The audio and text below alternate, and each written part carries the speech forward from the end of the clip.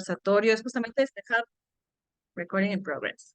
Es un poco despejar las dudas que pueden haber respecto al tema desde un punto de vista legal. Porque, digamos, se ha hablado del tema, se ha hablado del acoso, em, hay cosas que nos quedan todavía en la nebulosa y creo que ya es hora de sacarlos de la nebulosa o al menos convertirlo en un tema de conversación mucho más cercano. Las invitadas del día de hoy, que ahorita las voy a presentar, aceptaron, estoy muy contenta de que puedan ser parte de este primer Festi Feminista y de este primer conversatorio virtual. Y la idea de esto es que sea un espacio de conversación. Ellas nos van a compartir lo que saben, su expertise. Y el chat está abierto Claro, para... nunca las he visto, sí me conocí el Hay alguien que está con... Ah, voy a apagar el micrófono. Si alguien está con el micrófono prendido, lo que voy a hacer es apagarlo para que no haya interferencia. Así que, por si acaso, no es por callar voces, sino para que no haya interferencia. Pero justamente mi indicación iba a que si alguien quiere preguntar algo, tiene totalmente el chat abierto para que pregunte lo que desee o en todo caso también comunicarse directamente con la organización. Un aviso que me faltó colocar es, si tu agresor está en esta sala virtual, lo identificas, puedes avisar a la organización para que esta persona sea retirado, porque lo que menos queremos es que ustedes no estén en un espacio seguro. Así que si alguien identifica a su agresor, nos avisa y podemos retirarlo de este espacio. ¿Sí? Muy bien. Entonces procedo a presentar a las invitadas, a las ponentes del día de hoy. Primero tenemos a Cintia Silva, que es abogada feminista y actualmente es directora de Demus. Muchas gracias, Cintia, hasta ahí. Desde Costa Rica, ¿verdad? Muchas gracias, Cintia. Y también tenemos a Amire Ortiz, que es fundadora y directora general de Acción por Igualdad, y cuando en unos momentos nos va a contar de qué trata y qué labor ejerce Acción por Igualdad. Bienvenida, Amire, estás por ahí. Sí, también, Cintia también puede estar presente para que las tres estemos viéndonos todo el tiempo. No sé si estás por ahí, Cintia. Ahí estemos. Sí, perfecto. Bueno, nada, bienvenidas. Agradecerles a ambas de estar aquí y comencemos. La idea es que primero Cintia va a tener un espacio para hablar, para su exposición, luego a Mire, y luego la idea es abrir para que ustedes puedan hacer sus preguntas. ¿Sí? Muy bien, entonces, Cintia, te escuchamos. Bienvenida. Hola compañeras, compañeros. Muchas gracias por la invitación, Carol, y saludo el espacio, también desde la iniciativa Feminista. Son espacios muy necesarios de acorpamiento entre nosotras, entre nosotres, ¿no? Respondiendo también a los problemas que enfrentamos, en este caso en los espacios educativos. De mi parte, quisiera compartir algunos alcances sobre la regulación vinculada a la violencia basada en género que ocurre precisamente en este campo, ¿no? En el de la educación no necesariamente formal, no necesariamente reconocida en las instituciones, ¿no? del Estado, pero que tiene esa dinámica de docente y alumnas, alumnos, alumnos, estudiantes, ¿no? Entonces, por un lado, quisiera decir que en nuestro país, desde el 2003, es que se abordan en espacios educativos, ¿no? Como también laborales, pero ahora me centraré en los educativos, se aborda la violencia basada en género desde lo que es la norma vinculada a la prevención y sanción del hostigamiento sexual. Y allí hablaremos de formas de violencia, no solamente sexuales expresamente o de connotación sexual, sino también sexista. Creo que esas dos cuestiones son importantes tenerlas de manera diferenciada, porque muchas veces digamos, la idea de la vulneración se da cuando el hecho es es enteramente sexual o es expresamente sexual. Y por un lado, no tiene que ser expresamente sexual, puede ser de connotación sexual, ¿no? No expresando con los términos situaciones sexuales, sino de connotación sexual, que pueda ser interpretado en un contexto, ¿no? Social, cultural, como sexual. Pero además, punto aparte, también podemos hablar de situaciones sexistas. Y esto, digamos, ampliamente lo podemos definir como estas conductas que están orientadas a la desvalorización, a la expresión de la desvalorización de las mujeres, ¿no? Entonces, lo dejo amplio porque luego tal vez en ejemplos o en casos podríamos irlo definiendo más precisamente. Entonces, estamos hablando de una norma que va a responder a esas dinámicas que se entienden como vulneratorias de las personas, en este caso de las mujeres, o también de personas LGBTQ, quienes también son afectadas ampliamente por estas conductas. Entonces, podemos hablar de el hostigamiento sexual. En el 2003 es que se aprueba la primera norma de hostigamiento sexual. Luego ya ha ido evolucionando con modificatorias en el 2009 hasta el 2019, 2020, que se da, o sea, son tiempos en los que se aterriza mucho mejor la norma y además se dan modificatorias muy importantes. Dos que se resaltan es la que no hay necesidad de rechazo, aquella que señala no hay necesidad de que la víctima exprese su rechazo porque se entiende que en una situación de jerarquía o de ejercicio abusivo del poder no hay mucho espacio para esa expresión del rechazo, ¿no? Y la segunda es que no se requiere reiterancia.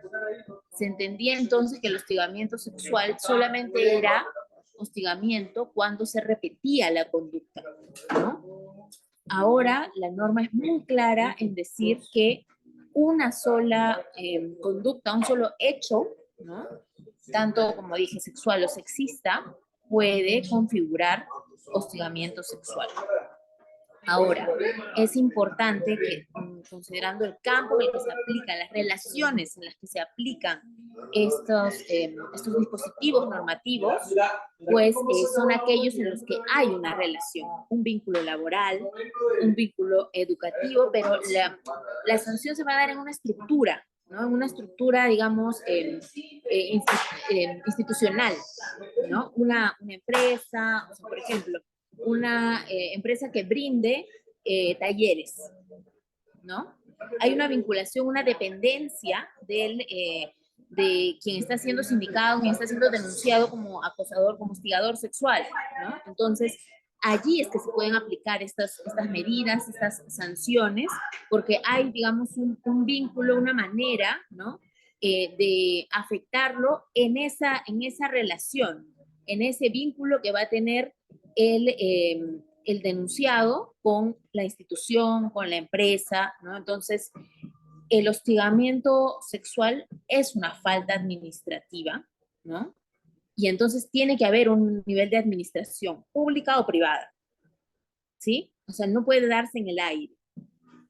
Ahora, entonces los casos que no se dan en una relación, no hay vinculación con el denunciado respecto de la empresa, institución a la que se va ante la cual se denuncia. Entonces no hay ninguna consecuencia.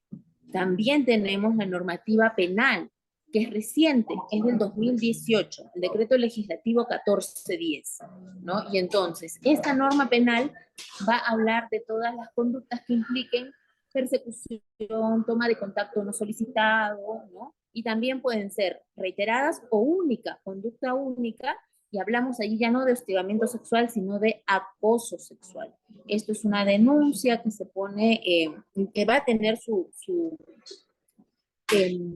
digamos, su tramitación, ¿no? En la vía penal, y las sanciones también son penales e implican la privación de libertad, cosa que no va a pasar con el hostigamiento sexual, que es administrativo. Y entonces, en la medida que hay vínculo con este denunciado por hostigamiento, pues se le puede, digamos, incluso despedir, ¿no? Se le puede destituir de su cargo. Esa es la consecuencia. Está generando una transcripción de subtítulos ocultos, dicen, lo aviso. A ver, entonces, eh, entonces eso es la consecuencia en la vía administrativa del hostigamiento sexual, y la penal es la de la privación de libertad, ¿no? De acuerdo a lo que dice el propio Código Penal. Eso por ahora de mi parte, Carlos. Muchas gracias, Cintia. Igual, me surgen varias preguntas. Sharon, hola, ¿qué tal? Voy a apagar la cámara porque estamos solamente las expositoras. Voy a pedir gracias. Amire, cuéntanos. Muchas gracias, Cintia. Te escuchamos, Amire. Muchísimas gracias, Carol, por la invitación. Y de hecho también un gusto enorme siempre conspirar entre mujeres, apostar por estos espacios de mujeres, pero también estos espacios interdisciplinarios que, como vemos, son sumamente necesarios. Y me parece sumamente bonito que se esté forjando esto también desde las artes, donde son espacios que hay que hablarlo y hay que abordarlo, en donde también existen muchas realidades de situaciones de hostigamiento y acoso sexual. De hecho, creo que hay que partir por esta idea de comprensión de nuestro posicionamiento en el espacio social, ¿no?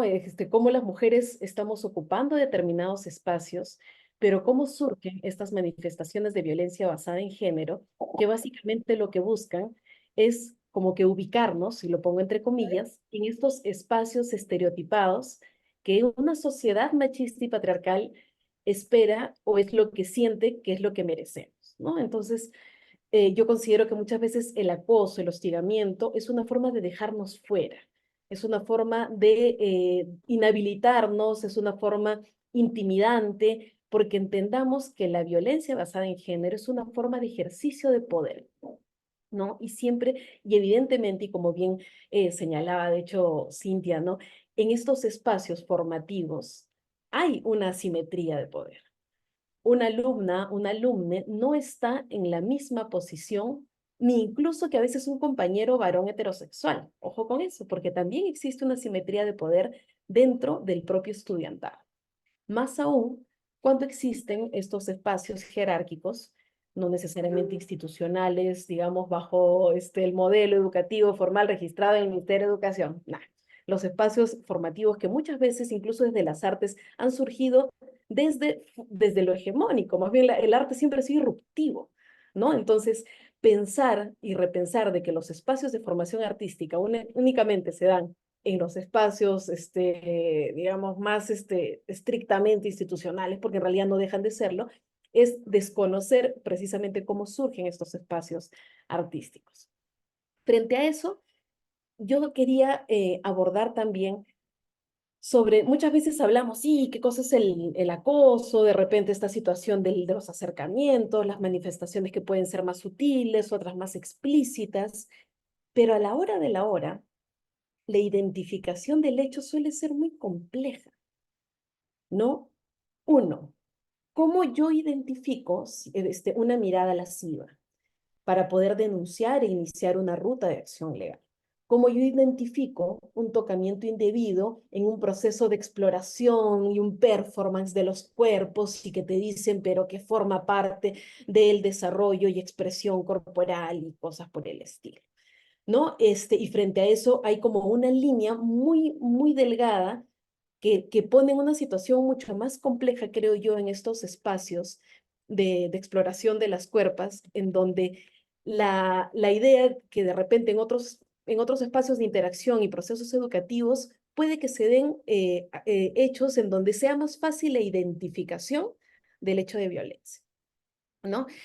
Entonces, hablamos de los temas de acoso, la legislación y todo este marco legal que también general que nos comentó Cintia. De hecho, que por ejemplo para espacios universitarios tenemos también la garantía de la propia normativa, la ley universitaria que manifiesta que los espacios universitarios tienen que ser espacios libres de violencia, espacios seguros, espacios que garanticen que la educación sea prestada en un ambiente en donde no se tolere estos espacios de violencia. Existe un organismo regulador como la SUNEDU que también fiscaliza que existan estos procedimientos internos dentro de las instituciones universitarias para que puedan realizar este canal de denuncia. Pueden tener sus propias particularidades, las universidades tienen esta autonomía universitaria para establecer los pasos, pero de que existen estos procesos formales que son obligatorios y que son supervisados por la SUNEDU, los existen en los espacios universitarios. No obstante, en cualquier espacio de prestación de servicios, como lo es otro tipo de espacios formativos, también existe este tema de calidad y que no se exonera, ni incluso, por ejemplo, si hablamos de un tema de prestación de servicios a nivel de consumidor, del tema de discriminación y situaciones de libres de violencia. De que puede actuarse por distintas vías administrativas frente a esta temática, por supuesto que se puede.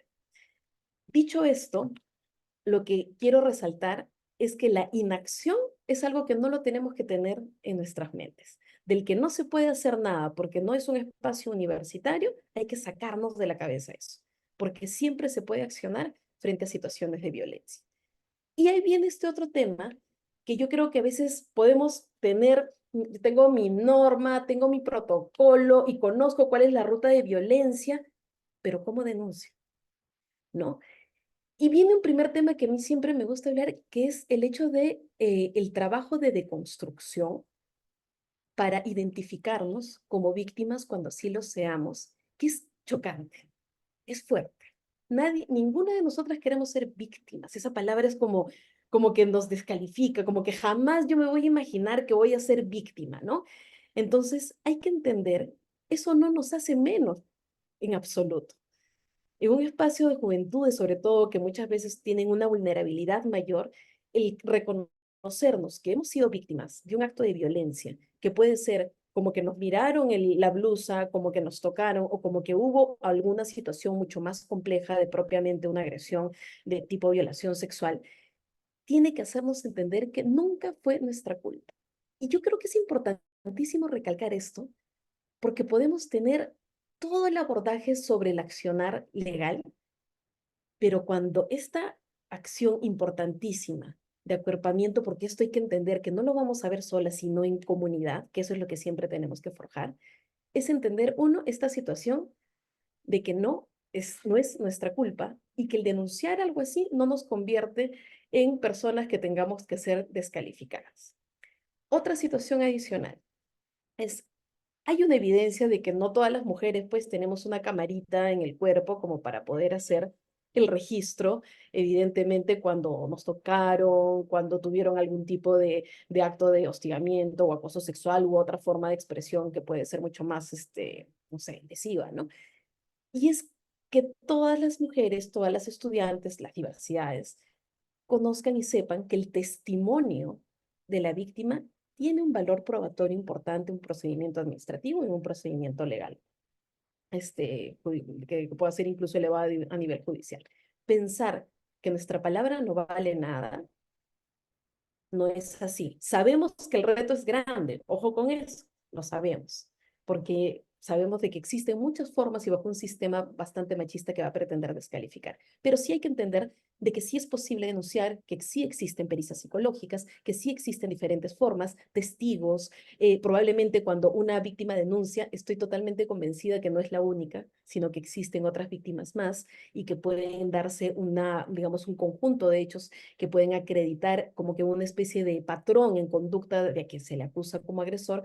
Entonces, uno de los mecanismos también importantísimos en todos estos procesos es, bueno, también existen evidentemente algunos hechos en los cuales no vamos a poder tener un registro totalmente evidente y expreso, pero sí generar estos espacios de evidencias probatorias. Si me mandó el mensajito, lo registro, guardo la pantalla, si me comenzó a llamar, lo registro, si tiene algún otro tipo de comentario, si puedo hacer una grabación, si puedo tener algún tipo de testimonios y poder generar una acción colectiva entre más de las víctimas. Y lo digo porque más allá de que sabemos que existen estos procedimientos, sí es importante fortalecerlos y dotarlos de toda la evidencia que sea posible de dar.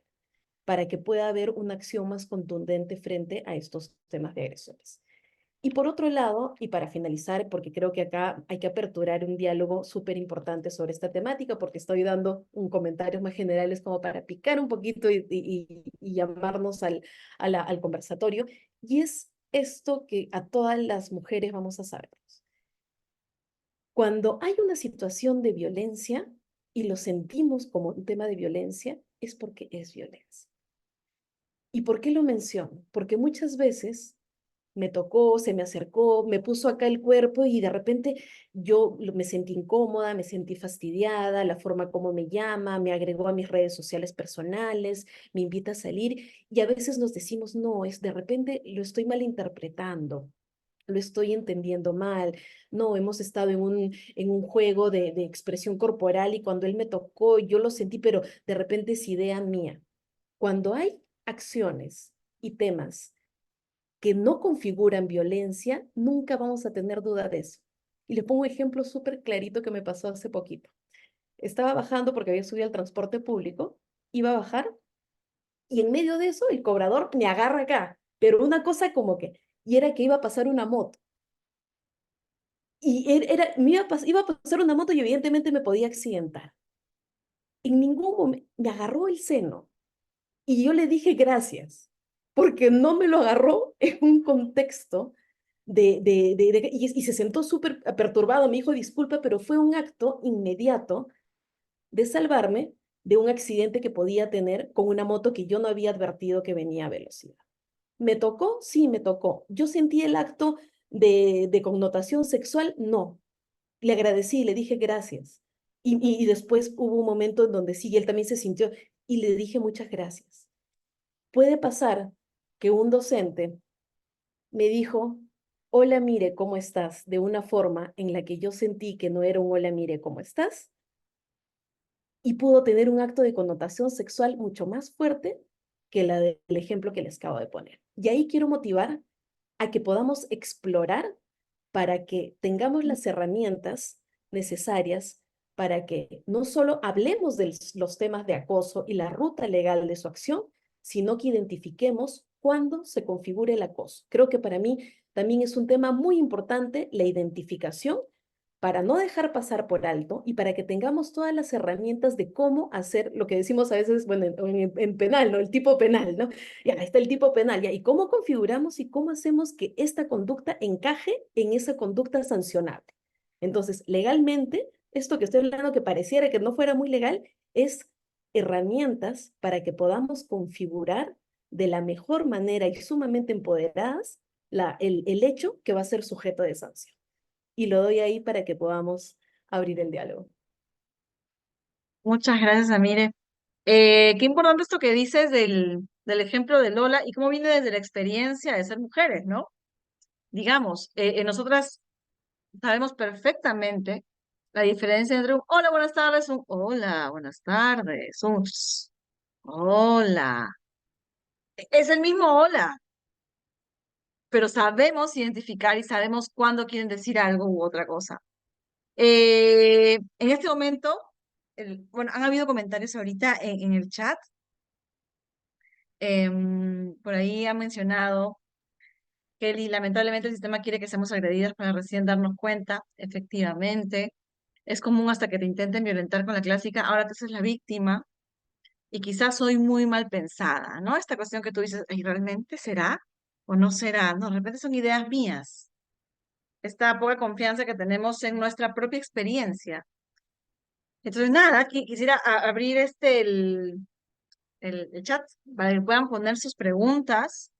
Si hay alguna duda, si hay algo que es muy específico, si de repente te da roche, tú que estás ahí viéndome, y te da roche preguntar en público, también puedes escribirme directamente a mí o escribir a Festi Feminista, o sea, acá el chat directamente, o me lo dejas en mis redes, a donde quieras, y lo vamos a leer ahorita porque yo estoy conectada ahorita a todas las redes para que resuelva tu duda. Porque también entiendo que de repente hay dudas que nos da roche decir en público, nos da vergüenza decir en público, entonces no hay problema, pueden hacerlo por privado o pueden hacerlo público.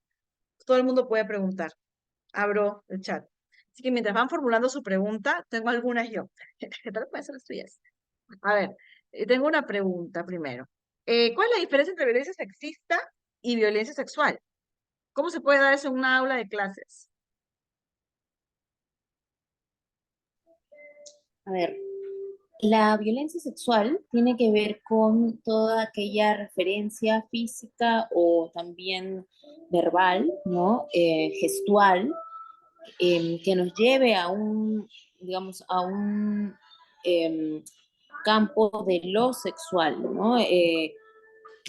Por ejemplo, una cuestión que pueda plantearse desde una expresión verbal, ¿no? Que no necesariamente diga, haga referencia pues directa a las partes del cuerpo que son identificadas desde lo sexual, más vinculadas a lo sexual, ¿no?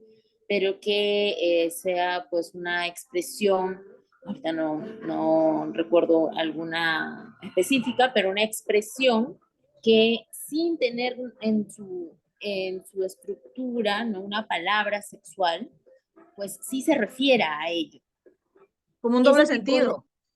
un doble sentido, exactamente, ¿no? Pero el doble sentido puede tener un significado digamos, en Lima y otro en Iquitos y otro ¿no? Es decir, entonces hay que, y muchas veces nuestros espacios donde se decide la justicia, no tanto pública como privada, ¿no?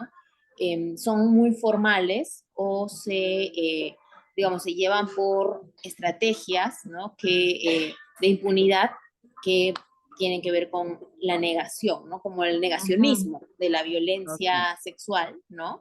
Respecto de que, no, pero si yo no he dicho nada sexual, yo solamente, o incluso esos hola, esos saludos, ¿no?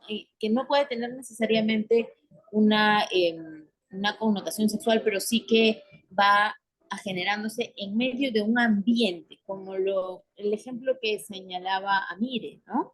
Es un ambiente, son circunstancias que todas juntas se pueden leer, ¿no? No desde la imaginación ni desde la exageración, sino desde una experiencia situada, ¿no?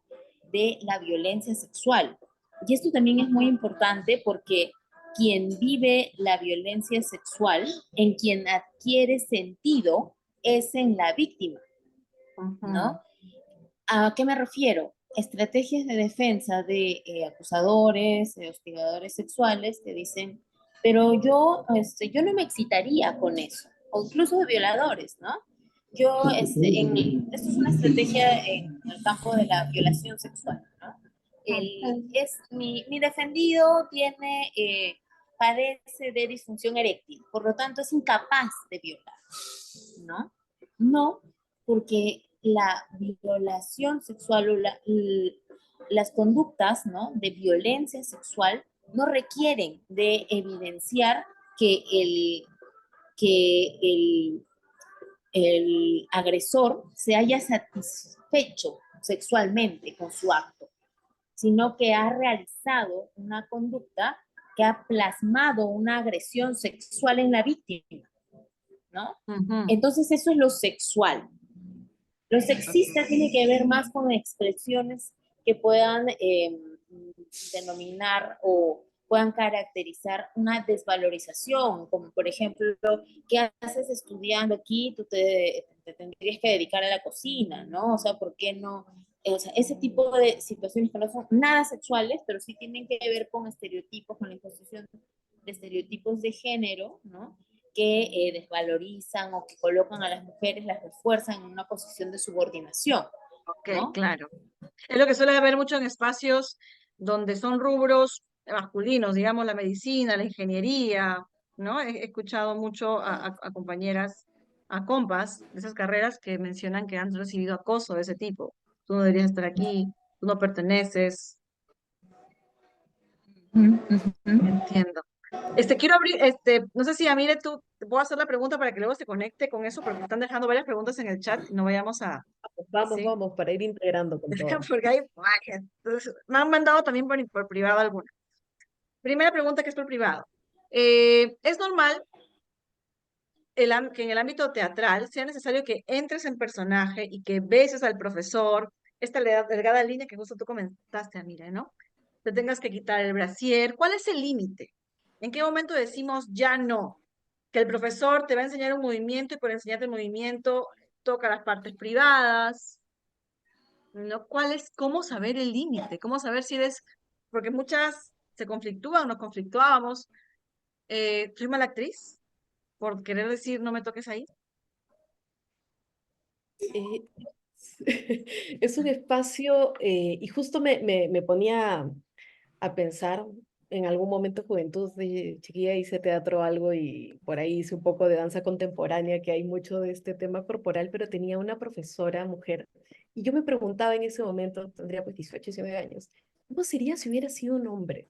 Siempre era esa pregunta, porque había algunos temas que evidentemente incluso en estos procesos de aprendizaje y de desafío de tu cuerpo y de ciertas cosas que va de la mano con un proceso de crecimiento y formación personal. Y de pronto hay retos, ¿no? Y claro, te dicen, no, tienes que soltarte porque tienes que aprender a todos estos otros aspectos de, no sé, pues romper el tabú, romper la vergüenza y qué sé yo. Nunca, nunca, ningún espacio formativo o algún espacio de aprendizaje incluso que sea con el tema de los cuerpos, en deportes, en algo que me requiera de repente como parte del propio desarrollo de la actividad del contacto físico, me debo sentir incómodo.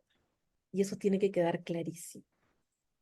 Nunca podemos tener este espacio en el que si yo me siento vulnerada y si expreso la vulneración y no hay un protocolo de cómo gestionarlo, entonces, ¿se está tratando de un espacio realmente formativo o en verdad se está dando de un abuso de poder y de la utilización de esta posición de jerarquía para poder ejercer algún tipo de violencia de connotación sexual, sobre todo con mujeres jóvenes que son más vulnerables y que tienen un mayor foco también en condición de víctimas? Hay, yo creo que aquí es muy importante también los procesos de retroalimentación con mujeres que están en el arte con mayor experiencia y que puedan también abordar estas temáticas sobre, ¿es necesario este proceso formativo? ¿Era necesario este movimiento, este tocamiento, porque es la única forma pedagógica para poder establecer ese tipo de aprendizaje o existían otras alternativas frente a ello? Entonces, creo que hay que, uno, replantearnos si las metodologías educativas, que por lo general y en todo, siempre han estado diseñadas desde una perspectiva masculina. Y cuando las mujeres han estado dentro de estos espacios, claro, hay una forma de yo te enseño, porque también dentro de los espacios machistas, ¿no? Es este tema de yo te voy a enseñar, en todo, ¿ah? Eso aplica en todo, yo te voy a enseñar, ¿no?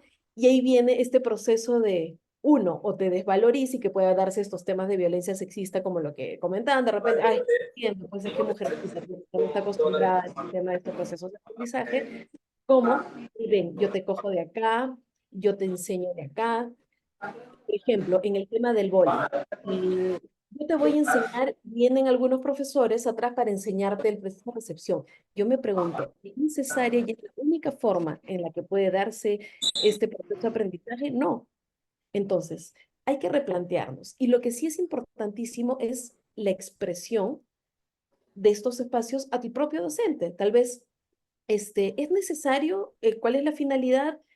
Si tú notas que ese docente se incomoda, se ofende, digamos, genera una reacción media picante, entonces no estaba enseñándote, porque estamos ante un agresor que se está viendo expuesto. Si un docente tiene una estrategia de, disculpa, no quise incomodarte, lo que pasa que es esto, vamos a hacer tal actividad, porque hay muchas situaciones también de la exposición al agresor en temas de violencia que es la reactividad totalmente negativa y de tratar de intimidarte para poder deslegitimar la queja o el reclamo que en ese momento puedas estar expresándolo, en un momento tan sencillo como esto no me está gustando. Entonces, es un tema bien como que muy delgado, pero siempre preguntémonos si es la única forma de poder ser pedagógica frente a una tarea. Cintia, Yo ¿tú quieres quisiera, complementar?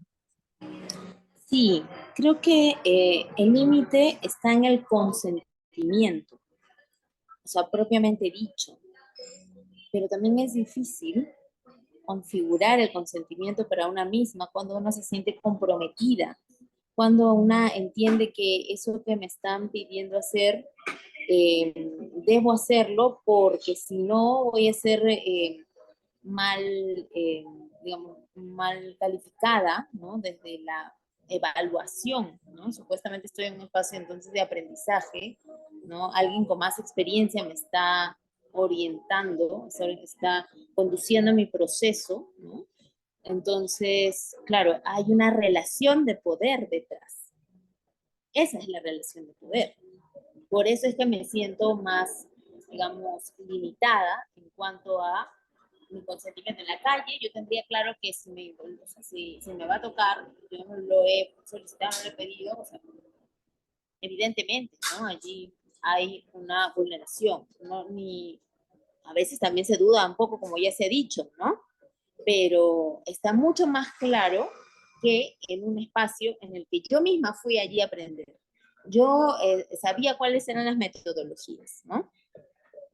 Más allá de eso, es muy importante que por mucho que se conozcan las metodologías y que ya el profesor pueda decir, ah, pero ya sabían a lo que venían, ¿no? Siempre se comunique qué es lo que se va a hacer. Todo lo que tenga que ver con mi cuerpo, yo tengo que quererlo. Tengo que sentirme cómoda, como dice, mire, porque punto aparte lo que va a pasar es que se va a inscribir en mí un daño, un trauma, por no haber, o sea, por no haber, digamos, hecho o llevado a mi cuerpo por donde estaba preparado o por donde se sentía cómodo, ¿no? Entonces, es de dos lados también. Hay digamos, hay un ilícito, hay una conducta reprochable y hasta sancionable si fuera que se dan esas dos cuestiones, ¿no? Por un lado, entonces está el, el hecho de que me siento vulnerada, pero a partir de una conducta, ¿no? Que ha cometido la otra persona que está, que es sancionable, que es reprochable, ¿no? Entonces no es que pues, cualquiera pueda decir, ay, es que no vamos a estar siempre, digamos, sujetos a lo que te incomoda o lo que... No, es porque del otro lado hay una conducta que no se puede pasar por alto, que es, digamos, que está eh, tipificada, decimos los penalistas, tanto en la parte penal como administrativa, ¿no? O sea, ya está identificada como que no debe cometerse. Entonces, eso lo sabe la persona que ejerce el hecho violento. Eso lo sabe. Por eso es que es posible sancionarla. Si no lo supiera, entonces estaríamos frente a un hecho que es sancionable, ¿no? Que es reprochable, ¿no? Pero que la persona no tenía o sea, no tenía conocimiento. Entonces no puede ser sancionada una persona que no sabe que lo que está haciendo está mal, ¿no? Pero por eso es que es relevante hablarlo en el campo de lo que se puede sancionar, ¿no? Porque esa persona sabe y además porque está generando una afectación de la otra parte en la víctima, ¿no? Solamente allí para complementar, entonces, creo que es importante construir también pedagogías o las performatividades artísticas basadas en el consentimiento, ¿no? Y eso es un pendiente, y eso ya no le toca a lo penal, no le toca a lo sancionatorio. Porque lo sancionatorio, o sea, el ámbito de lo sancionatorio va a preguntarle a la parte más técnica, oye, estuvo bien, ¿no? Esto cabía, no cabía, hasta qué punto. Eso también va a ser objeto de evaluación en una denuncia, por ejemplo. Entonces también hay una tarea pendiente en ese campo. Justamente a propósito de lo que mencionas, ¿no? La pregunta de donde sale, perdón, el testimonio, el contexto de donde sale esa pregunta, también creo que puede haberle pasado a muchas personas esto de, me está pidiendo esto un profesor, lo quiero hacer, lo puedo hacer, es mi culpa, entonces yo tuve la culpa por no decir que no, el, yo tuve la culpa porque consentí, porque le dije, sí, claro, lo puedo hacer, ¿no? Y ahí viene la culpa y el creer que nosotras tenemos la responsabilidad de eso que pasó. Y como usted ya lo ha mencionado, ¿no? Es una línea muy delgada. Desde la docencia, por ejemplo, lo que desde hace un tiempo, yo no trabajo el cuerpo, o sea, me refiero, no soy una profesora que trabaja danza o que trabaja movimiento en escena, pero sí, evidentemente, hay cuerpos en escena. Entonces, lo que yo hago mucho y de repente les puede servir a las alumnas es siempre avisar, como por ahí mencionaron, voy a hacer esto, lo anuncio en frente de todo el mundo, voy a hacer esto, voy a tocarte en la barriga para ver la respiración, voy a pasar mi mano por tu hombro, un trabajo de energía, ¿no? Es como el avisar, el preguntar si alguien tiene algún inconveniente, me avisa. También hay una organización que lo voy a dejar en mis historias, en @improtestimonial, la otra escena, que es un grupo, una agrupación de improvisación, que lo que ha hecho es recoger testimonios de muchas improvisadoras y está comenzando a hablar de este tema, del acoso de maestros improvisadores, ¿no? Del acoso de profesores que están acostumbrados a coquetear con las alumnas. Y de cómo es todo sin resolver, esta culpa que nos acoge, ¿no? Y cómo hay terrenos grises aún. Pero sí, completamente de acuerdo con que es un terreno que tenemos que trabajar en la improvisación, como docentes, agruparnos, hablarlo, decir qué protocolos hay. Y eso me lleva a la siguiente pregunta. Estoy haciendo las preguntas en orden. Tranquilidad, gente ahí que me está escribiendo por interno también. ¿Cuál sería un proceso de denuncia de acoso? Yo estoy en mi clase, un profesor ha opinado sobre una parte de mi cuerpo. Me ha dicho, qué buen tal tienes. ¿Cuál es mi proceso de denuncia? Y ojo, vamos a ponerle picar. Si es que no es en el salón de clases, hemos ido a una reunión, todo el grupo, terminó el curso, está el docente y el docente habla de una parte de mi cuerpo y lo dice así enfrente de todo el mundo. Qué buen esto tienes. ¿Es denunciable? ¿Cómo sería? Cualquiera. De repente sí te puede Bueno, comenzar porque comienza todo. ya. A ver, la denuncia, por supuesto, es un hecho denunciable, es una expresión verbal, ¿no? Además sexual, expresamente sexual, y en ese sentido sí es denunciable. Ahí habrá que ver cuál es la relación de las partes, ¿no? Son los dos docentes, una alumna y el otro docente, docente de dónde, universidad, escuela, espacio más abierto. Ese espacio es formal, tiene una estructura en la cual o sea, esté inserto, en la que esté inserto el denunciado. Si así fuera, entonces se denuncia ante la entidad, ¿no? Donde yo esté estudiando. Ahora, es fuera del ámbito de las clases, ¿no? Muchas veces se ha dicho, por ejemplo, incluso en la universidad, que digamos es de los espacios más claros en cuanto al proceso, ¿no? Al procedimiento en este caso. Se ha dicho, si es fuera de la universidad, entonces no cabe, ¿no? Todo eso está, digamos, tiene que ser comprendido en la regulación normativa específica, porque o sea, tiene que haber protocolos a donde vayamos, tratemos también como parte de nuestro activismo de o verificar o promover que hayan protocolos. Eso va a ayudar muchísimo, ¿no? Entonces, un lugar al que yo vaya, en el que no haya protocolos, es más o menos que está, o sea, desgobernado y estoy en indefensión, estamos en indefensión, ¿no? Entonces es muy importante eso. Si sucede fuera y está, digamos, previsto en la regulación interna, ¿no? Que son situaciones que comprende, ¿no? La posible sanción al denunciado, entonces sí, cabe que la denuncia pues, pueda resultar en una sanción con este profesor. Si no lo tuviera, yo iría a la parte penal, que también sé que es una ruta complicada, subjetivamente complicada porque es una ruta todavía revictimizadora, ¿no? pero en todo caso es el camino que existe. Puede denunciarse como acoso sexual por la connotación expresamente sexual.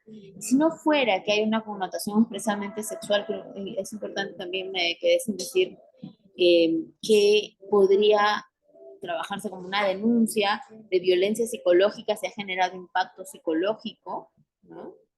Una denuncia de violencia sexual, porque no hay necesidad del contacto sexual si fuera que se califica este hecho como violencia, o sea, me refiero al delito denominado tocamientos o actos sexuales no consentidos o de connotación sexual no consentida.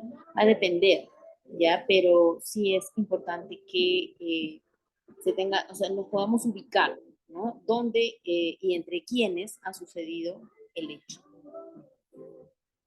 Entonces, justo para darte la palabra, mira, el, ligado también a la pregunta anterior. Me acaba de pasar, justo porque me acaban de hacer la repregunta. Si me pasa en un taller, ¿hay espacio, hay marco normativo? ¿Puedo ir o en qué punto es penal? ¿Hasta qué punto es escrache social? Escrache social me refiero, que si la funa, la famosa funa, porque de repente la vía legal es revictimizante, ¿no? Mira. Creo que algo muy importante que mencionó también Cintia es sobre la promoción de los espacios, incluso de autorregulación, ¿no? Que se llevan dentro de estos espacios en donde no están pues supervisados por SUNEDU y evidentemente, porque muchas universidades prefieren pagar la multa y ahí están todavía en ese proceso de poder crear los reglamentos internos y sus comités en contra del hostigamiento sexual dentro de la universidad. Pero digamos existe como que un respaldo adicional, ¿no? Pero yo creo que hay que buscar también todas las vías posibles y en muchos de estos espacios privados que hablamos de la prestación de servicios y que es un tema de idoneidad, de calidad en el servicio, en el que evidentemente tú vas a que te brinden una clase A, B y no a que te violenten, utilicemos todas las herramientas y el espacio de libro de reclamaciones también hay que utilizarlo. Y hay que utilizar espacios, si es que estamos en un espacio de total desgobernanza, que esa palabra me gusta mucho que mencionó Cintia, ¿no? En donde no tenemos la posibilidad de poder seguir una ruta de acción porque no está establecida en este lugar. Pero este lugar me pide una mensualidad, me da mi boletita cada que yo cumplo. Es más, si no pago no me dejan entrar a la clase o qué sé yo. Entonces, es una prestación de servicios y que debe tener un tema de libro de reclamaciones. Y si no tiene ello, yo voy también y puedo acudir ante el INDECOPI en un procedimiento administrativo sancionador que es mucho más corto, que evidentemente no es como que una ruta específica en temáticas de situaciones de violencia, pero sí te contempla el tema de discriminación. ¿Tú recomiendas de repente Y ir a todos los existe flancos? también,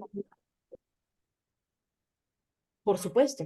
O sea, la idea es, si yo estoy en un espacio educativo, pero en donde existe una relación contractual, porque lo es el que yo te pago tanto para que me enseñes, y en este espacio formativo no tenemos un protocolo de intervención contra la violencia, que, ojo, evidentemente estamos en un espacio feminista y estamos hablando de un tema de violencia basada en género, pero pueden darse otros espacios de violencia también dentro de esto, no lo sabemos. Ojo con eso. Pueden darse temas clasistas, pueden darse otro tipo de vulneraciones, puede ser un espacio que tal vez violente por un tema de discriminación racial, no lo sé.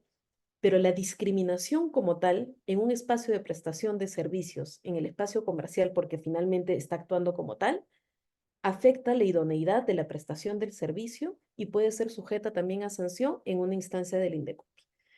Que me atrevería a también fomentar estos espacios que sí ha sido posible, no solo en espacios, digamos, netamente de estos educativos, un espacio comercial, un espacio de, no sé, la peluquería, el salón de belleza, el espacio de dental, en donde el dentista, uy, sí, de casualidad te cogí, te comencé a tocar, y que no han tenido el protocolo y que evidentemente Indecopi se ha visto retado, pero que ha tenido que generar una acción, no solo medidas correctivas, sino también sanciones a estos espacios, porque básicamente el trato ha sido un trato discriminatorio por razón de género. Creo que es retador, pero me quedaría de poder acudir y tener esa como una alternativa subsidiaria cuando estamos en un espacio que es un espacio totalmente de prestación de servicio, de formación en arte, y yo te estoy pagando por esta prestación de servicio. Entonces Y se me no tenemos ocurre, ningún perdón, tipo porque hay un de... montón de preguntas por privado, no saben Tal cuántas cual. hay. Se me ocurre entonces que a las, y esto es una idea del aire nada más, que dentro de esta no formalidad, donde estamos las escuelas de impro y varias escuelas de teatro, varios talleres de formación actoral anuales de teatro, no hay un protocolo de este tipo, no hay una normativa, no, cuando yo me inscribo, no hay un compromiso que diga, de acuerdo a mí, este es nuestro protocolo de esto, ¿no? Que esta información que es una protección al cliente, porque evidentemente también, y aquí viene la cuestión pedagógica, están muchas docentes, también no le tenemos miedo a esta cosa de ver al alumno como cliente, porque ahí hay una cosa que se desdibuja en la labor docente, pero por Claro. otro lado es un terreno vacío que permite que como no es cliente y es mi alumno, no me puede exigir, ¿no? Y ahí está el terreno vacío, porque es mi maestro y me enseña. Hay una cuestión paternalista también. Es mi padre, mi madre, ¿no? Es la persona que está ahí, entonces le debo respeto y lo que me dice mi mamá o mi papá yo lo cumplo, porque si no me deja de querer, dejo de ser actor, dejo de mi carrera de lado. Bueno, ahí va para conversar con las compañeras, porque también acá hay preguntas muy acerca de la legalidad, que me imagino que tiene también que ver con la norma de cada país. Me imagino también, por ejemplo, preguntas cortitas que me hacen. ¿En cuánto tiempo se le separa al profesor? Si procede. ¿Qué pasa si la víctima tiene que seguir viendo a su profesor? Solo tengo como prueba mi palabra contra la suya, ¿no? Hay preguntas así, varias como muy puntuales. Cintia. Ya, sobre qué pasa con el profesor denunciado, ¿no? Creo que es importante también cuando estamos dentro de la institucionalidad, ¿no? Y estamos en universidades y escuelas también. No solamente son las universidades licenciadas, no importa lo licenciado o no licenciado. Las universidades y las escuelas se sujetan a la ley 27942 con todas sus modificatorias, ¿no? Y tienen que responder en estos casos como corresponde la ley en cuanto a la ley universitaria establece que la sanción es la destitución, es decir, ahí que no le corresponde a la víctima no tiene que saber todo el marco normativo, ¿no? Para poder ejercer su derecho a la denuncia. Entonces, por ahí que decían, solo con mi palabra de denuncia sí, no se necesita llevar pruebas, en todo caso eso le corresponde al órgano que va a recibir la denuncia y va a tramitarla, ¿no? Luego de eso, ¿qué corresponde? La víctima tiene derechos y ya se constituye como sujeta de derechos, ¿no? Respecto de la denuncia y entonces tiene derecho a que el denunciado sea separado del espacio, porque no es ella la que se tiene que afectar, ¿no? Por haber denunciado e interrumpir su proceso educativo, ¿no? El ciclo, el curso, etcétera, ¿no? Entonces, y la norma establece que se tienen que adoptar medidas de protección en favor de la víctima, ¿no? Entonces, por ese lado también, y entonces se le separa preventivamente, ¿no? Temporalmente al denunciado hasta que pues se pueda esclarecer todo lo que ha ocurrido o se imponga la sanción. ¿Esto es tan fácil como lo estoy diciendo? No, ¿no? Es muy complicado, incluso en la universidad católica, donde he visto más los casos, ¿no? Más de cerca, pues, aun cuando en los casos en los que se ha intentado mantener una actuación diligente, ¿no? Pues se ha escapado muchas cosas de las manos, ¿no? También hay ejercicio de la defensa y estrategias de elusión, ¿no? De estas sanciones o de estas medidas limitativas por parte de la defensa de los denunciados. Entonces va a haber mucho, o sea, no es fácil. Por lo tanto, si bien suscribo lo que dice Amire respecto de la vía más de defensa del consumidor, sería, ¿no? Hay también la necesidad de que las víctimas se inserten en procesos en los que por lo menos es exigible, no necesariamente es real, o sea, real, pero sí exigible que haya medidas de protección, ¿no? Ah, mire, Nada, uno, bueno, también comprender que todos estos procesos y protocolos comprenden estas etapas en donde de manera inmediata tiene que haber esta suerte de centro a la víctima. Y eso quiere decir de que en un periodo, un proceso en donde de repente puede haber esta situación de investigación o para determinar todo el tema de sanción, no podemos exponerla a que continúe en el espacio que se supone ha sido en donde se ha generado el tema de violencia, ¿no? Entonces no vamos, no, sí, tiene que seguir viniendo a las clases con él de todas maneras y vamos a seguir haciendo este tipo de acciones porque estamos haciendo también una situación que puede ser revictimizante para ella. pero ¿qué hacemos ahí? Porque me ha pasado que alumnas vienen y me dicen, Ajá. Carol, yo he denunciado a mi compañero, he denunciado al profesor y tengo que seguir viniendo y viéndolo. Es más, la universidad me dijo, la universidad me dijo que si me molesta, debo yo dejar de venir. Eso es ¿Y algo, a por dónde se va? ejemplo, exacto. O sea, eso, porque los protocolos evidentemente, y en este proceso en el que se están implementando, que todavía no son perfectos, eso es algo que no debe ocurrir. O sea, de hecho, la idea es, en todo proceso de situaciones de violencia, lo que tiene que aprenderse es primero el cese de la violencia, en lo que va el proceso de investigación para poder sancionar al responsable. Y otro tema adicional son cómo se dan estos procesos de intervención y estos procesos de investigación. Y lo menciono porque sí he visto en un espacio educativo y que fue terrible de que en el momento de la investigación para determinar si se dio o no se dio este hecho, pusieron a las partes a confrontarse, ¿no? Entonces pusieron al agresor con la alumna, a ver, cuéntame delante de él qué fue lo que te dijo. Eso es totalmente revictimizante. Entonces, ese tipo de escenarios tampoco pueden llevarse a cabo, tampoco pueden darse. Sí creería que hay muchos espacios, no sé, radio y televisión, temas de publicidad, qué sé yo, que tienen espacios de organizaciones gremiales y que han generado espacios de autorregulación. Creería que tal vez es un reto pendiente de los espacios artísticos para que pueda existir una especie de organización, no solo de la propia escuela formativa A, sino algo como un compromiso en general entre todas y que puedan establecer estas pautas y que forme parte de que, oye, las organizaciones que formamos parte de este gremio tal, tal, tal, y donde estamos, nos sometemos a estos procesos en donde sabemos de que existe un código de ética, no sé, pues me pongo en temas de corrupción, qué sé yo, o sea, hay unos temas, digamos, como que pautas generales para tratar de cautelar que al menos estos espacios están tratando de mantener un ambiente saludable, un ambiente libre de violencia, ambientes libres de estos espacios discriminadores y que todas pues no tengan una especie de sus protocolos, reglamentos internos y si esta incumple, bueno, te expulso de este espacio gremial y juega también un rol importante a nivel del posicionamiento social y que básicamente es lo que ha ocurrido en muchos gremios de otros espacios distintos. No digo que es lo que exista, no digo que de repente sea como que la única forma, pero creo que hay que ir más allá y lo que se está generando ahora son estos retos pendientes para que puedan darse dentro de los espacios del arte porque escuelas son múltiples.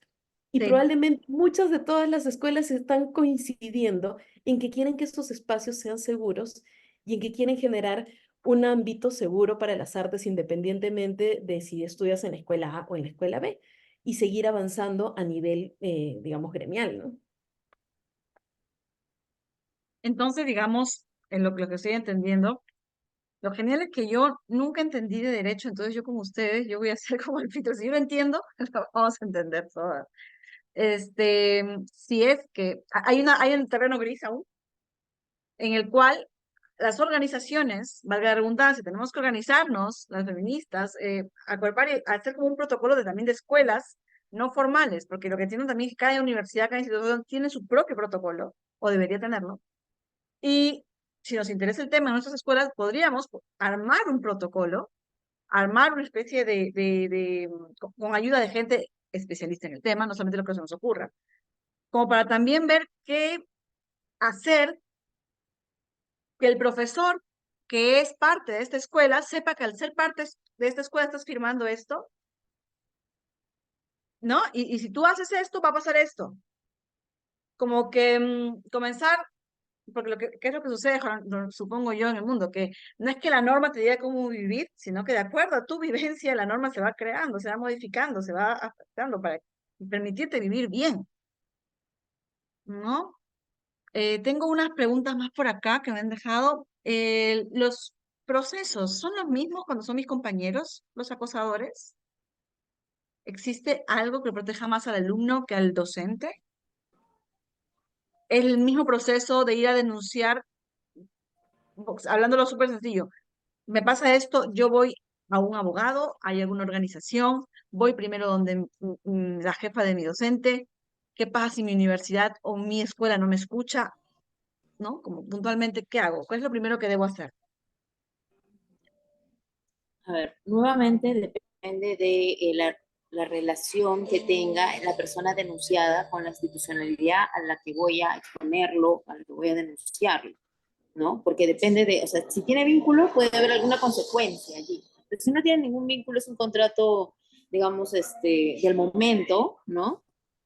Entonces, terminó el contrato y que, o sea, no tiene ninguna capacidad la institución, ¿no? De hacerlo, entre comillas, sufrir consecuencias, ¿no? De su acto. Sí puede hacer el no volverlo a contratar, por ejemplo, evidentemente, ¿no? Pero ya, ¿dónde sería o dónde cabe el procedimiento si ya no está vinculado, ¿no? Puede hacerlo igual para que diga, mi decisión está sustentada en una investigación que pude realizar, etcétera, ¿no? Bueno, eso entonces por un lado. Si es un alumno en una universidad, hay el reglamento de estudiantes, también tiene que haber previsto la conducta prohibida del hostigamiento sexual, ¿no? Y entonces allí es que cabe que se le imponga el procedimiento, o sea, se le haga pasar por el procedimiento que tiene que ser justo, que, o sea, todos y todas buscamos que estos procedimientos sean céleres, sean justos, sean también que cuiden a la víctima, ¿no? En el marco del procedimiento, etc. Entonces, en ese marco se va a establecer una sanción, ¿no? Es una falta grave, eso sí no puede pasar, que entonces la institución regula el procedimiento, ¿no? Y además también cuál va a ser la sanción. Y entonces la sanción, yo creo que el hostigamiento en realidad no es gran cosa. Y entonces para mí es una llamada de atención. No, o sea, el hostigamiento ya queda claro en nuestro ordenamiento jurídico que es de las conductas más graves, entonces la falta es muy grave, por lo menos, ¿no? Cuando son profesores es la destitución, y puede ser también la expulsión cuando son alumnos, alumnas, ¿no? Entonces es muy importante también ese tema. ¿Dónde denuncia? Tienes que ubicar el comité de investigación y sanción, de investigación del hostigamiento en tu centro de estudios, que es donde donde existen, no están obligados a implementar esto. Ahora, solamente quería referirme a lo que mencionabas en la intervención anterior sobre a dónde acudo si no se cumplen las normas establecidas, ¿no? Si no se abre el procedimiento de acuerdo al comité. O sea, también allí hay la necesidad de poder buscar, ¿no? Los gremios son importantes, la presencia de los gremios es importante en la universidad, pero también los superiores, el consejo universitario, ¿no? Por ejemplo, en la universidad, o sea, las más altas instancias, para poner en conocimiento que quienes son competentes para llevar a cabo estos procedimientos, como dice la ley, ¿no? No lo están haciendo, no están cumpliendo la ley. ¿no? Y entonces allí puede haber una omisión de una, eh, una coacción, una omisión de funciones. Estamos en una universidad privada, perdón, pública, ¿no? Hay deberes que no es que no pase nada si no se cumplen. Entonces, por ese lado. Y por otro lado, el, la exposición pública, tanto de la institución, ¿no? Primero que nada, la institución es muy importante y ha tenido efectos también importantes en esta lucha, ¿no? Pero también quiero referirme a lo que se conoce como el scratch. Si bien hay que tener un manejo muy cuidadoso con el lenguaje con el cual uno expone a quien ha sido su agresor, ¿no? La Corte Constitucional colombiana ha establecido que estas son formas de autodefensa de las víctimas, ¿no? Que incluso contribuyen para que el ambiente estudiantil sea más seguro. Entonces, esa persona, ese denunciado, no va a ser condenado, no puede ser expulsado porque no hay un debido proceso, porque no hay una denuncia, ¿no? O porque no ha podido prosperar la denuncia, porque no se ha podido generar la prueba, ¿no? Entonces, la persona va a seguir allí. Pero hay sobre esa persona, por lo menos, una precaución respecto de posible violencia de género cometida, ¿no? Entonces, ese es un valor también en el marco de una universidad o un espacio de estudios, ¿no? En el que se toman conocimiento de sus hechos. O sea, eso lo ha dicho en esos términos más o menos la Corte Constitucional colombiana. ¿Qué ha pasado en el Perú? Si han querellado a quienes han expuesto a los agresores. Estos agresores han querellado, es decir, han hecho una denuncia penal privada, ¿no?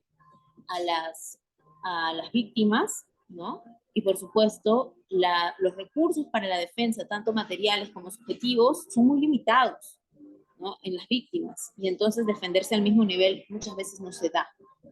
Entonces son procesos muy, muy complicados. Importante entonces el manejo de los términos, porque lo primero que va a pasar ante una querella, ante la posibilidad de una querella, es una carta notarial en la que se dice rectifícate, ¿no? Entonces yo tengo que estar segura de lo que escribí, de cómo lo escribí, para no tener que rectificarlo, ¿no? Entonces también estratégico eso. Creo que Amire quiere decir algo. Vamos, mire, gracias. En el marco de lo que comenta Cintia, y creo que como para también ir en esa línea, hay que entender que no hay un tema de arbitrariedad, ¿no? Que es como, ya, me denunció y ahorita qué hacemos y todo es un caos. Evidentemente puede que una conducta sea totalmente cuestionable, puede haber una conducta que es cuestionable, que es sujeto de violencia, como puede que esa misma conducta u otra, entonces, no solo es eso, sino configura un tipo penal y que el proceso es evidentemente otro, ¿no? Porque estamos hablando de un nivel de impacto distinto de violencia. Pero lo que menciona es la importancia de contar con estas herramientas, con estos documentos. Sabemos que muchas veces los espacios y los temas legales pueden parecer medio aburridos, medio tediosos, medio complicados, y existen estos otros espacios que es como que a veces dejamos de lado todo esto, pero finalmente cuando interactuamos entre nosotras las personas y en donde existe este riesgo de situaciones de conflicto, que siempre lo va a haber, porque así somos las personas, tenemos que tener, y es importante, no sé, pues un código de buena conducta, un código de ética, un protocolo de investigación, sanción en situación de violencia, y es una forma en cómo nos sometemos y podemos generar estos espacios de límite y de tolerancia cero a la violencia y a cualquier forma de discriminación, que eso creo que es importantísimo en cualquier espacio de organización. Eso tiene que ser básico. En organizaciones sociales, si quiero hacer mi colectiva feminista, si quiero estar en todo esto, hagamos estos espacios en donde podamos someternos entre nosotras a que vamos a respetarnos, podemos tener diferencias, pero la violencia no está permitida y algunos temas y pautas como que básicas y esenciales para poder fluir. Y esta otra temática que mencionaba Cintia, que también justo iba en esta línea, de los mecanismos alternativos de búsqueda de justicia, que sabemos, y hay que asumirlo también, que cuando hacemos una denuncia, ya sea por un mecanismo formal dentro de un espacio educativo o ya vamos más allá también en un propio espacio del sistema de justicia, el proceso es difícil y hay que saberlo. Siempre decimos, sí, denunciemos y todo, pero frente a eso tenemos que acuerparnos, tenemos que saber que no podemos ir solas. Para eso estamos en comunidad, para eso estamos entre compañeras, familiares y demás, porque los procesos son complicados. Y esto no lo digo con el ánimo de desincentivar las denuncias, sino de más bien cómo forjamos nuestras armaduras para denunciar con todo, porque si vamos a denunciar, no puede ser una denuncia como que denuncio y que no, y que después y que sí, o más o menos, si no me acuerdo. Si denuncio, denuncio y voy con todo. Y tengo que dotarme de todas estas herramientas y estrategias que no son solo mis protocolos y mis temas legales, sino también existen estos otros mecanismos sociales de difusión a través de diferentes medios que muchas veces buscan también una sanción social en cierta forma que a veces tiene un impacto mucho más resaltante que en otro espacio, ¿no? Y sí también mencionar, de hecho, dentro de una labor de otra colectiva feminista, se hizo un pequeño protocolo que de ahí con gusto también se los comparto para que puedan difundir a la comunidad, que se llama Nos Ayudamos, que habla un poquito acerca de esto de tener estas estrategias para denunciar públicamente y haciendo este como que cautelar, porque estamos en un campo minado en donde de ahí nos quieren rebotar con una denuncia de difamación, una querella, con la palabra exacta, pero que tenemos que cautelar eso. Entonces, tenemos que siempre utilizar, a veces desde la venganza, desde la cólera, desde la indignación, que evidentemente es totalmente normal, pero nada, nos mandamos y podemos pisar en falso y nos puede jugar en contra. Entonces, sí creo que en estos espacios necesitamos mucha articulación, mucho acuerpamiento, que denunciemos con contundencia y si necesitamos recurrir a los otros espacios sociales, las redes, hay que los tendales de agresor y hay muchas otras acciones más que se han visto en distintos espacios que son totalmente válidos, pero hay que hacerlos de manera estratégica. Olvidando a veces esa palabra, la ven como que, ¡ay, qué mala estrategia! No, sí, es una estrategia porque es una acción pensada, razonada y con un propósito que es buscar un mecanismo alternativo de justicia social frente a un sistema que también, en donde también existe un riesgo que mi denuncia va a ser invalidada porque sabemos lo difícil que es también procesar estos temas de violencia de género. Que por eso no voy a denunciar, no, vamos a tener que seguir utilizando los mecanismos formales y también estos espacios sociales. Hay que tenerlo en cuenta. Ok, bueno, muchas gracias. Hay preguntas hay repreguntas que son, pero ya las han respondido. Hay unas también que son dentro del marco de no sé, por ejemplo, justamente han hecho preguntas que se parecen, que es, yo observo, no me pasa a mí, no soy la víctima, pero observo. ¿Qué hago? ¿Puedo denunciar? Desde la poca experiencia que tengo, es como, muchas veces usamos en el feminismo esto de la víctima tiene que saber cuándo es tiempo de hablar, ¿no? Y hasta qué punto tú vas a denunciar, porque al final quien va a pasar por el proceso va a ser esa víctima, ella como víctima, no tú. Y es duro, porque uno dice, ay, yo quiero hablar, escúchame, yo te apoyo, pero no es tu decisión. ¿No? Porque ahí las dos preguntas justamente van a eso. A mí no me pasó, pero he observado. No es tu labor, no es tu lugar denunciar, ¿verdad? O estoy equivocada, no sé. Sí, de mi parte, decir que pues efectivamente uno no puede llevarse como una avalancha, ¿no? A una víctima, porque ya sabes cuál es el cauce. O sea, van a haber rocas en ese tránsito y entonces eh, no vas a poder ni siquiera contener eso que puede implicar un proceso, ¿no? Entonces, es muy importante que la víctima esté convencida. Primero que sea consciente de que ha vivido un hecho de violencia, ¿no? Y ni ahí podemos intervenir.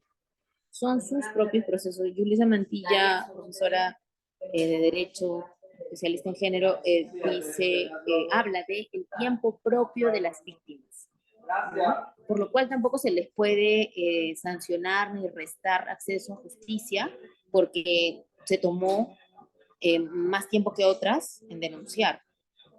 ¿no? O sea, no se le puede sancionar a la víctima por eso y tampoco se le puede orillar, ¿no? A que denuncie. Em, Creo que también es importante allí ver cómo es que podemos no intervenir en el proceso de la víctima, pero sí estar atentas a la generación o a la consolidación de un espacio seguro. ¿De qué manera pasó esto?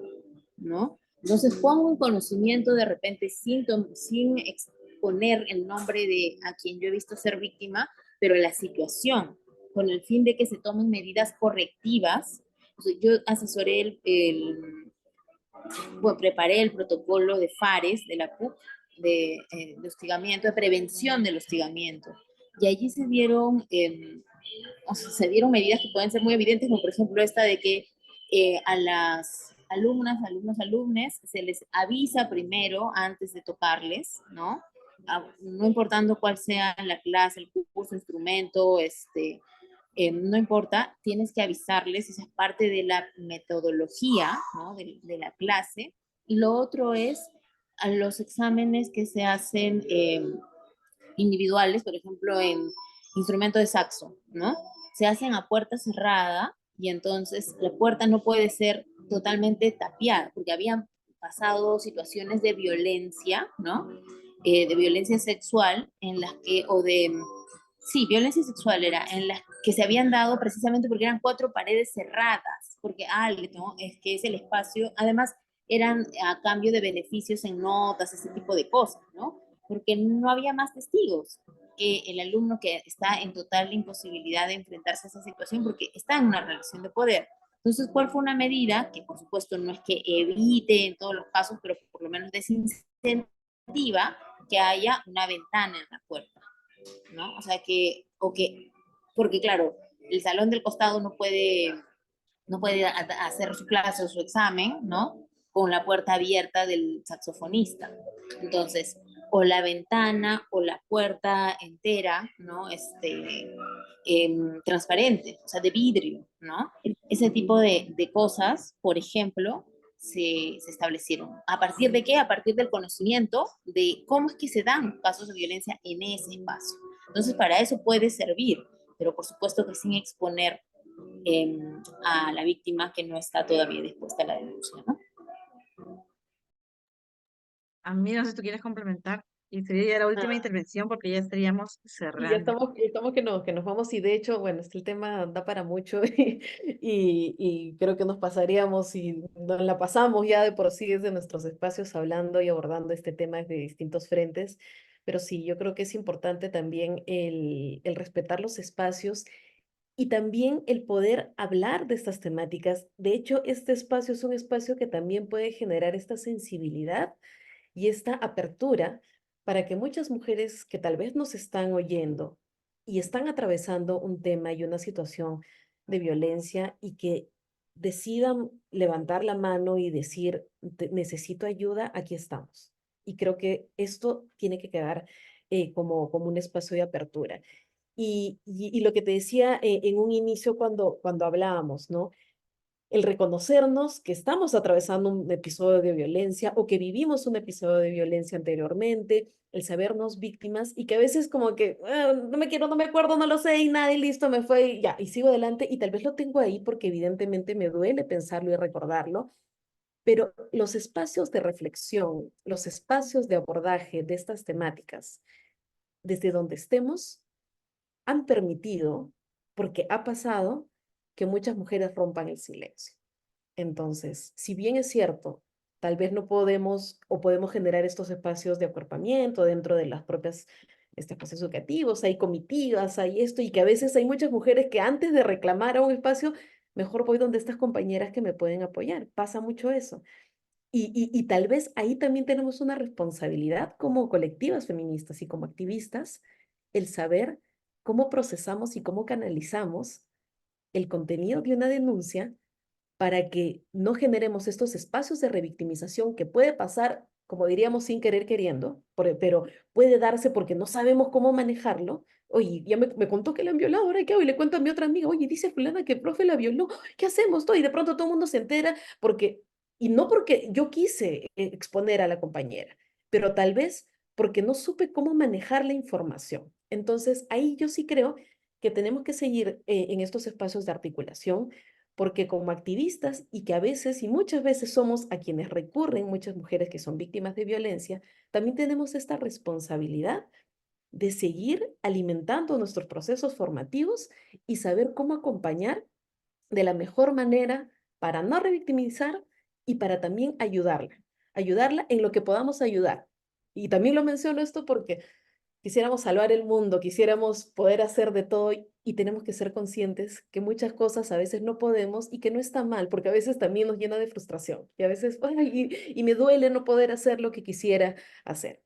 Y lo menciono porque sé que hay muchas jovencitas y estudiantes y que están en este espacio y que están siguiendo esto y que sepan, no está mal, pero tampoco el hacer, vamos, pero tenemos que hacer algo, gestionemos cómo hacer esto. Si de repente, uy, no sé, toco la puerta, de repente a otros espacios de compañeras que ya están trabajando en este tema y les digo, oye, tengo este tema, ¿cómo lo gestionamos? Para eso son las redes, para eso son estas conspiraciones que estamos haciendo en este momento y para sensibilizar a que quien esté atravesando una situación de violencia, que sepa que no está sola y que puede denunciarlo y que puede recibir de repente cualquier otro tipo de proceso de sanación. Hay mujeres que no quieren denunciar, pero hay mujeres que quieren tal vez sanar el daño que está ahí y es totalmente válido. Y lo cierto es que sepan que los espacios están y ahí estamos esperándonos entre todas para poder abrazarnos cuando sea necesario. Muchas gracias, Amire. Cierro con un resumen chiquitito de lo que hemos hablado. Por ahí se quedó en el tintero una pregunta acerca de que voy a responderla contando lo que me pasó a mí. Em, Tuve un elenco, alguien que era agresor que fue acusado de agresión y estaban, compartían el espacio, un espacio que yo dirigía, y ahí viene una cosa que nos cuesta más algunas que otras, es creer a la víctima. Yo te creo, hermana, yo te creo. Entonces yo lo que hice fue creer y saqué a o sea, saqué al agresor del espacio que yo dirigía. No lo dudé ni un minuto. Eso no te lo dice la norma. Hay cosas que la norma no te va a decir. Hay cosas en las que no te puedes apoyar en la norma ni en la ley, ni en lo legal. Hay cosas que tienen que ver con tu ética, hay cosas que tienen que ver con lo que tú piensas, con tu perspectiva. Entonces, hay preguntas aquí por interno que han ido a lo personal, y lo personal es político. Y hay cosas que el derecho no te va a dictar. Y justamente es ese terreno en el cual nos movemos mayormente quienes hacemos artes escénicas. Entonces me quedo con la idea de, no estás sola, hay que tejer redes que puedan hacer protocolos, porque digamos, podemos tener apoyo legal, pero quienes conocemos los casos que se dan de acoso, de abuso de poder, somos quienes ejercemos esta profesión. Nosotras sabemos a qué peligros estamos expuestas y nosotras podemos comenzar a tejer, a impulsar estos protocolos que urgen en el plano escénico, ya sin decir ya en la improvisación, que no existe una escuela formal académicamente hablando, reconocida por la nación, ¿no? Y finalmente también me quedo con el, no está en tu cabeza, no está en tu cabeza. Pero el profesor dijo eso, no sé, de repente yo, no está en tu cabeza, amiga. Una cosa que me dijeron acá, si lo dudas, ahí está. Y somos varias las que estamos tejiendo este espacio y la idea de este primer festival feminista es poner en la mesa la conversación y que sepan los profesores que están acostumbrados a ser impunes, a que ahí vemos varias que ya no queremos eso. Muchas gracias, Amire, muchas gracias, Cintia. He dejado en chat el link de Acción por Igualdad, que es una organización en que Amire da información acerca específicamente del acoso en universidades, ¿verdad? Y Cintia, no sé si quieres que deje también el link de Demus. Sí, también lo dejo Sí, ahí. También he vale, dejado, justo. buenísimo, No llevamos los casos, pero sí podemos dar orientación. Sí. buenísimo, buenísimo. Y Sí, también he dejado el link de una organización argentina de abogadas feministas. No sé si alguna quiere cerrar con algo para poder. solo algo chiquito. también para poner a disposición que como Acción por Igualdad y dentro de esta línea Acción Verde, que justo abordamos todos estos temas que forman parte de lo que son nuestros derechos sexuales, derechos reproductivos, tenemos un consultorio jurídico gratuito. Entonces, damos asesoría legal gratuita, ya sea a través de llamaditas, a través de nuestro correo electrónico, acción verde, arroba acción por igualdad.com, igual entran a nuestras redes, tenemos líneas de WhatsApp.